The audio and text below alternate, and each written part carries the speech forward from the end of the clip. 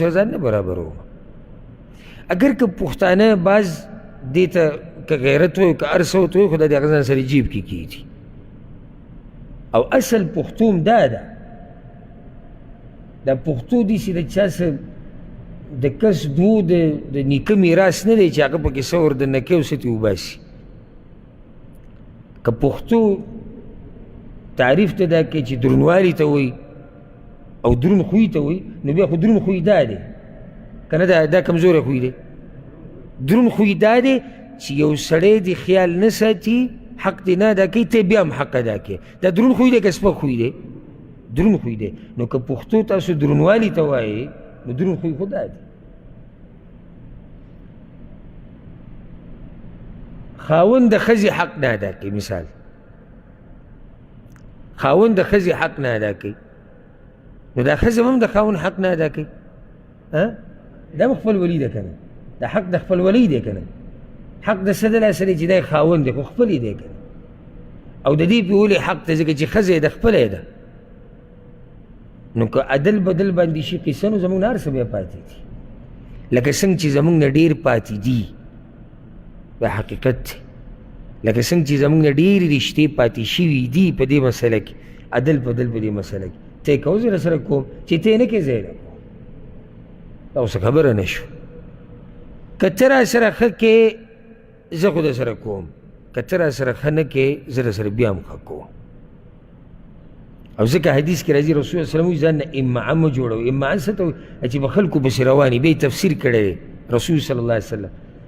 دا مه وایه چې خلکو که راسره بد وکړو زه به ورسره بد کوم، که خلکو ښه وکړو زه به ښه کوم. رسول صلی الله علیه وسلم وایي نه، که خلک درسره ښه کوي او که بد کوي ته به ښه کوې. ته به د خلکو د اخلاقو سره خپل اخلاق خو نه بدلوې، ته به د خلکو د خویونو سره خپل خوی خو نه بدلوې که نه؟ ته به خپل خوی ساتې. ته اصیل اصیل اوسه، ته درون درون اوسه، ته دیندار ته دیندار اوسه، ته اوچتو اخلاق والا اوچتو اخلاق والا اوسه.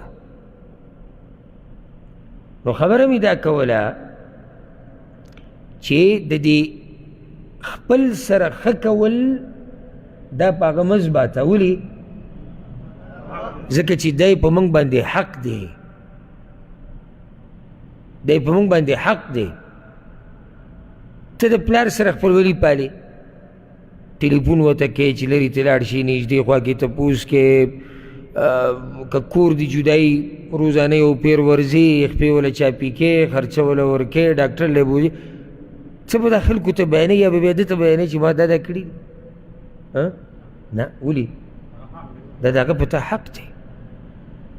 دغه شان که ته د ورور سره ښه کې، د تره سره ښه کې، د ماما سره ښه کې، خپلوان دي، د هغوی یو حق دی تا سره.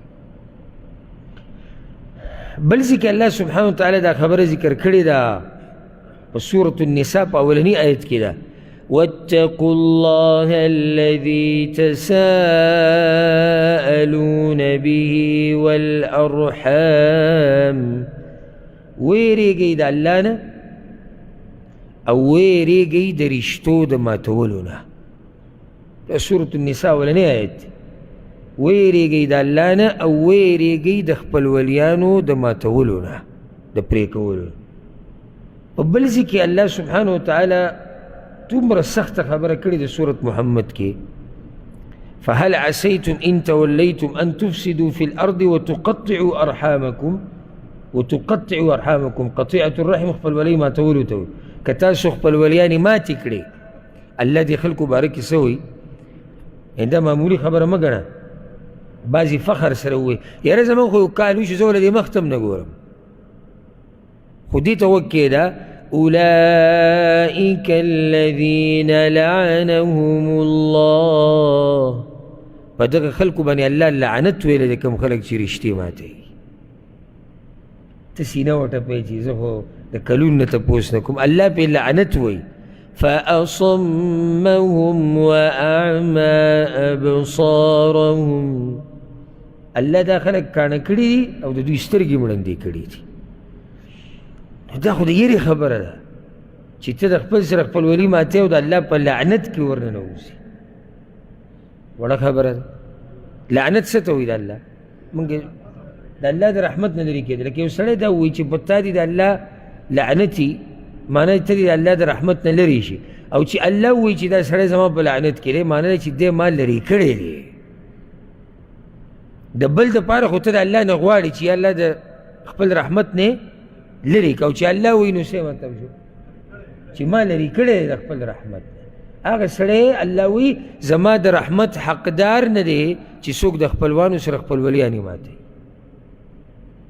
دا د سینې د ټپولو خبرې نه دي چې موږ په کلونو باندې چیرې دښمني کوو، دا د یېرې خبره ده. او چې سړی د الله په لعنت کې ورننوځي ده به څه ژوني، د ده د بچو به څه ژوني، د ده د کور به څه حالات دي،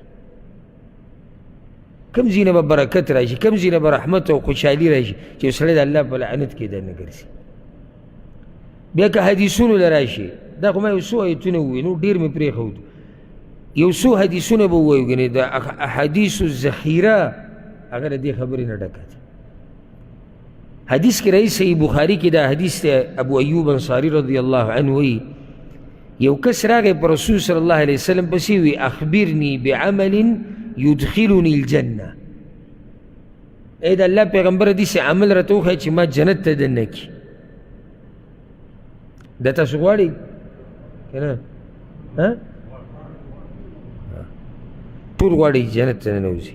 او دا سوال د پیغمبر صلی الله علیه وسلم نه شوی دی چې یا رسول الله داسې عمل راته وښایه چې زه یې وکړم او الله ما جنت ته بوځي.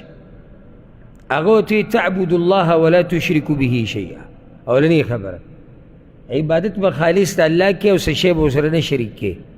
وتقیم الصلاه، د مانځه پابندي به کوې فرض. وتؤتي الزکا، او فرض زکات به ورکې. وتصل الرحم، او د خپلوانو